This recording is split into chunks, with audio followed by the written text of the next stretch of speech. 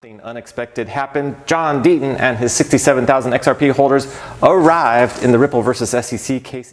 That is an excerpt from attorney Jeremy Hogan's recent video on the leaked court documents that prove the SEC is losing and Ripple is winning in the lawsuit. In today's video, we'll cover some interesting insights into that, so stay tuned for more.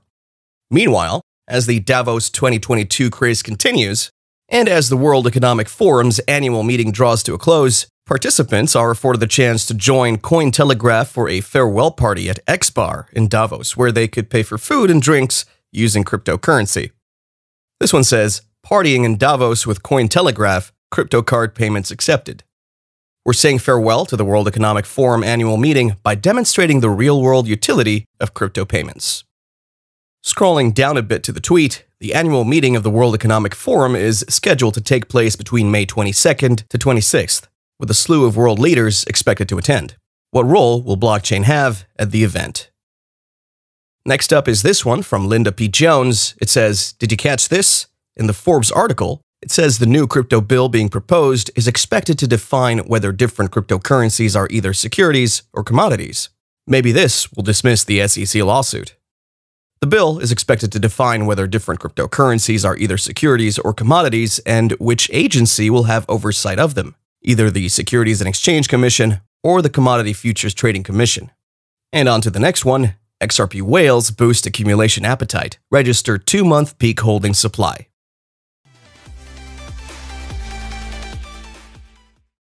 At the time of recording, the total amount of XRP in circulation was rounded up to about 48.3 billion from the total XRP supply of about 100 billion XRP. XRP whales have been able to hold from 1 million to 10 million XRP and are on a massive hoarding spree, with a rise in supply extending out to a 2-month high. At present, the active XRP whales chalked up over 6.12% of the total XRP. Despite the collapse of the crypto market, Ripple whales have resurfaced to be increasingly daring and active. And according to this report by Santiment, XRP network whales holding between 1 million and 10 million XRP have collectively been accumulating and now hold their highest percentage of the asset's supply in 2 months. And last but not least, from CNBC, crypto firm Ripple will explore IPO after SEC lawsuit ends, CEO says.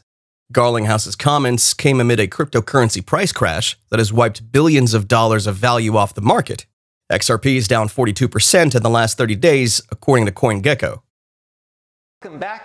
Yours truly, Jeremy Hogan. And for the past 2 to 3 months, we have been focusing on the deliberative process privilege and more recently, the SEC's attorney-client privilege argument, in which the SEC is desperately trying to not turn over 68 emails related to the Hinman digital asset speech. And the attorney-client privilege issue is fully briefed now, and it's with Judge Netburn for her determination, and we'll be patiently looking for that ruling later this week, although based upon her past rulings, it might be 2 weeks, which puts us into early June. And back to the main topic at hand. The Ripple Council's latest appeal to Judge Sarah Netburn regarding a local rule conference on the SEC's underprovided responses to the defendant's 4th set of requests for admission stated that since the SEC has failed to respond, following the applicable rules as to the 79 RFAs, of which 53 were based on important subjects, while the other 26 were seeking to authenticate the recorded remarks by the SEC commissioners and senior officials. Therefore, the court should do their due diligence and order that the following RFAs are admitted, or that the SEC must provide amended responses to that. As to the following 4 sets of RFAs. First, the inquiries about XRP received by the SEC's Office of Investor Education and Advocacy and those from its electronic mail inbox, fintech@sec.gov RFAs, which the SEC had and still hesitated to produce, despite several attempts by Ripple to obtain these documents, stating that those are not relevant to the ongoing case. Then we have the watchlist RFAs as filed by the SEC to the defendant and the court on Wednesday, August 11th, 2021, and Friday, September 3rd, 2021, respectively, where the SEC claimed that XRP first appeared on its watchlist on Friday, April 13th, 2018. Given that during the subsequent events, where both parties met and conferred, the SEC stood by its denial of the earlier assertion, stating that its prior representations regarding XRP's addition to its watchlist were in error, but refused to provide defendants with any further information concerning that. Third, defendant Ripple requested the court order plaintiff, the SEC, to provide its trading policies. The court has previously ordered the SEC to produce its internal policies regarding the trading of digital assets by SEC employees. In a subsequent discovery order denying the defendant's separate request for employee trading records, the court duly indicated that it had already ordered production of the SEC's trading policies. With regard to that, and in reaching that holding, the court expressly relied on the fact that the SEC does not dispute that before the issuance of the memorandum issued on Tuesday, January 16, 2018, that took effect 3 days later, being Friday, January 19, 2018, the SEC had no trading policy regarding the digital assets. However, the SEC has now refused to confirm that same fact via a new request for admission titled RFA 266, requesting that the SEC admit that prior to January 19, 2018, no SEC policy required pre-clearance for any SEC representative's sale of XRP and the other RFAs in this category. The SEC has refused outright to respond to these RFAs about its trading policies on the basis that the RFAs supposedly, and in its words, contravene the court's order about employee trading records. And lastly, and most importantly, Ripple's 2013 meeting with the SEC and other regulators. So, according to this filing, we find that sometime in October 2013, co-defendant Chris Larsen, who was then CEO of Ripple, presented to the SEC and other regulators regarding Ripple and XRP. The actuality of that event is undisputed, since the SEC had admitted that representatives of Ripple met with the members of the SEC and other U.S. regulatory agencies on or about October 29, 2013, in response to an earlier filed request for admission by Ripple titled RFA 490. The SEC as always has refused to answer all other RFAs relating to the October 29, 2013 meeting. From this, we can see how the SEC's responses have been rather inconsistent with each other throughout the lawsuit. And as the SEC denies the RFAs from Ripple, requesting that the financial regulators admit that it has no basis to challenge the authenticity of the relevant recordings, yet, even though the SEC claims to not have the required and sufficient information to admit or deny the authenticity of the Hinman 2018 digital asset speech, it seems that Ripple is winning as the fintech startup continues to register a winning streak. Why do I think so? Well, because the SEC can't have it both ways.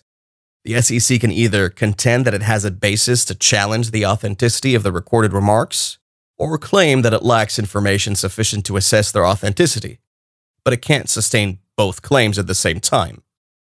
According to this document, the relief sought, as it says on here, the SEC should be ordered to amend its responses to these RFAs and to undertake a reasonable inquiry that includes inquiring of the SEC speakers in the recordings as to those recordings' authenticity. If the SEC persists in claiming that it lacks sufficient information to respond, it should be required to supplement its responses to explain in detail why it could not admit or deny. What do you think would happen in the lawsuit? What does this newly leaked document prove in the Ripple case with the SEC, and how is the SEC losing? Well, let's take a look at what attorney Jeremy Hogan thinks about the latest trends in the lawsuit regarding the information that XRP holders relied upon while purchasing XRP. Mr. Duty. Let's look at page 1. It's right there. Quote, Amici respectfully request leave to file an amicus brief regarding the opinions of plaintiff's expert Patrick B. Duty.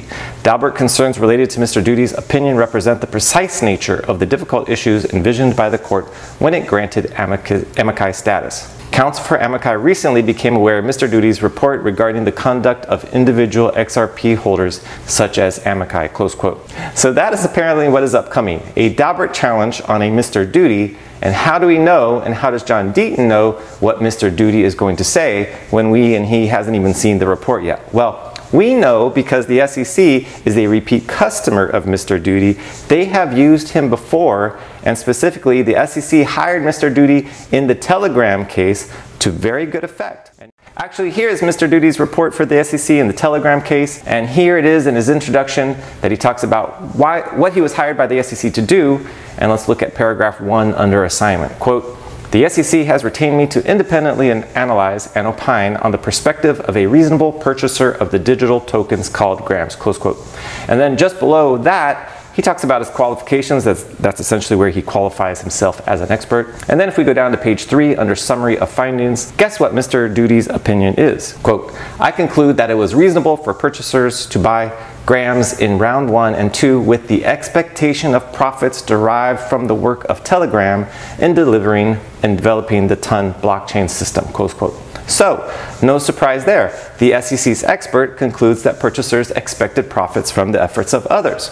And even though we haven't seen his report in the Ripple case yet, I can guarantee you with 1,000,000,000,000,000% certainty that is exactly what he's going to say again. And this is likely to be a vital report for the SEC because outside some kind of loose and lazy inferences from Ripple's marketing materials, this report will really be the way that the SEC ties the purchase of XRP to an expectation of profits from the efforts of Ripple, which is a key part of the Howey test. This report will go to the heart of the case. And when I looked at the Telegram case summary judgment order, which is from the judge, I was actually quite surprised to see how much the judge there relied on the duty report in making his ruling.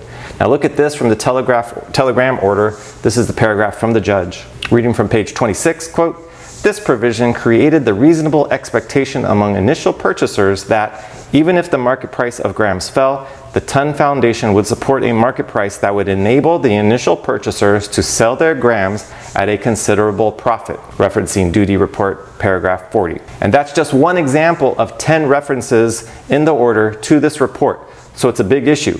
Ripple will apparently be moving to strike this report, and it must show 3 things in order to strike an expert witness report, but the most important for our discussions is that Ripple must show that the opinion is based upon, quote, "insufficient facts or data," and that the methods used to arrive at the opinion were not reliable. And what is the most striking thing in the duty report? If you look at the Telegram one, the most striking thing is that Mr. Duty gives an opinion about what purchasers are thinking when they buy the digital asset without talking with any actual purchasers. Let me repeat that again. In the Telegram case, his opinion talked about what purchasers were thinking without actually interviewing any purchasers. Now to me, that is a pretty bad omission, and maybe he's going to fix that omission in his Ripple report. Maybe he's even spoken with a couple individuals that he kind of were handpicked by the SEC to say, of course I was relying on Ripple to increase the value of my XRP investment. Maybe Mr. Duty did that, but I doubt it. We'll see. But what I do know is that the XRP community has come through big time for Ripple, and now the court knows it as well. And there you have it. If you want to join the fight, be on the lookout for the class member interest sign-up form to sue past and present SEC officials for misleading XRP holders, followed by over 67,000 members of the XRP community, led by attorney John Deaton. But that's all I got for today, folks. If you enjoyed the video, hit the like button, subscribe to the channel, and as always, we'll see you in the next video.